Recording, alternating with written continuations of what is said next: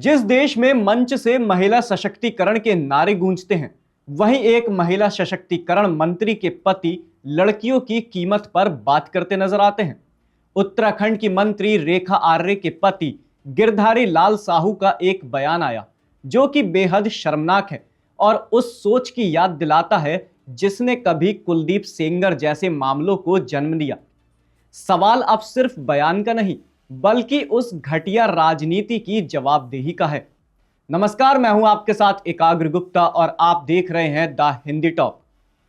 सबसे पहले आपको ये बयान सुनाते हैं। क्योंकि हमारी भारतीय जनता पार्टी की एक सिस्टम है कि संगठन हमारा सर्वोपरि, लेकिन मैं निवेदन करूंगा कि राहुल जैसे 5 लड़के हैं, जिसमें अशोक जलाल भी है, जिसमें नवीन तुम कितनी उम्र के बेटा है?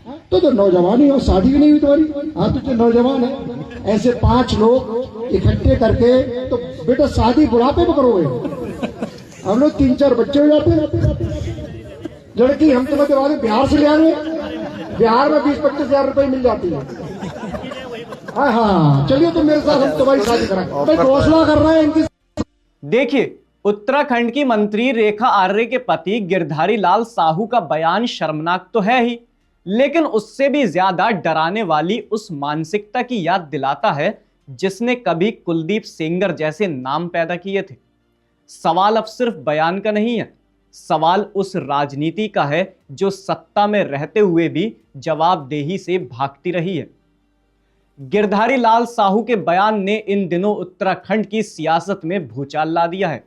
भारतीय जनता पार्टी जो नैतिकता और संस्कारों का सर्टिफिकेट बांटती है, आज उसी पार्टी के एक बड़े चेहरे के घर से ऐसे शब्द निकले जिसने सभी को शर्मसार कर दिया। दूसरी तरफ कांग्रेस को बैठे बिठाए हमला बोलने का मुद्दा मिल गया। पूरा मामला सोमेश्वर विधानसभा क्षेत्र के शीतलाखेत मंडल का बताया जा रहा है, जहां बीजेपी कार्यकर्ताओं की बैठक के दौरान मंत्री के पति कथित तौर पर महिलाओं को लेकर बेहद आपत्तिजनक टिप्पणी करते हुए सुनाई दिए गए। सोशल मीडिया पर वायरल ये वीडियो में वो एक अविवाहित कार्यकर्ता से कहते हैं कि लड़कियों की कोई कमी नहीं है और बिहार में 20 से 25 हजार में शादी के लिए लड़कियां मिल जाती हैं। वीडियो की आधिकारिक पुष्टि भले ना हुई हो, लेकिन इतना साफ है कि बयान सामने आते ही बीजेपी की महिला सम्मान वाली राजनीति कटघरे में आ चुकी है। कांग्रेस ने इस बयान को महिलाओं की गरिमा पर सीधा हमला बताया।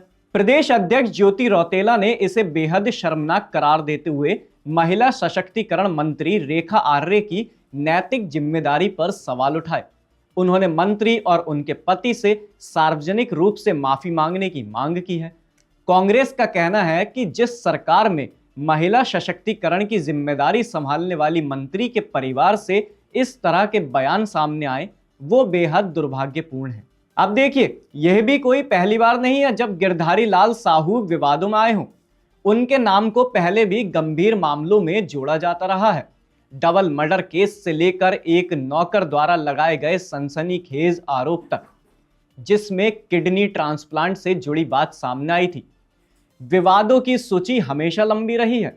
आरोपों पर कानूनी प्रक्रिया अपनी जगह है, लेकिन सवाल यह है कि बीजेपी हर बार आंख मूंद कर क्यों खड़ी रहती है। फिलहाल इस ताजा बयान ने उत्तराखंड की राजनीति को गरमा दिया है।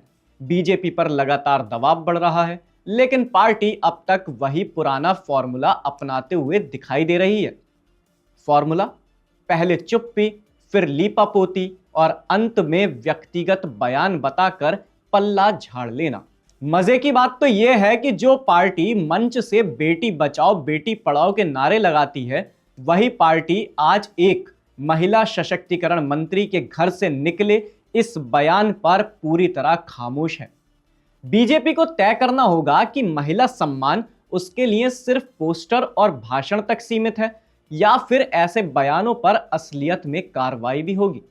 क्योंकि हर बार की तरह अगर इसे भी व्यक्तिगत बयान बताकर पल्ला झाड़ लिया गया तो यह सिर्फ एक मंत्री के पति की जुबान का मामला नहीं रहेगा, यह उस राजनीति की पहचान बन जाएगी जो सत्ता में रहकर भी जवाबदेही से भागती है।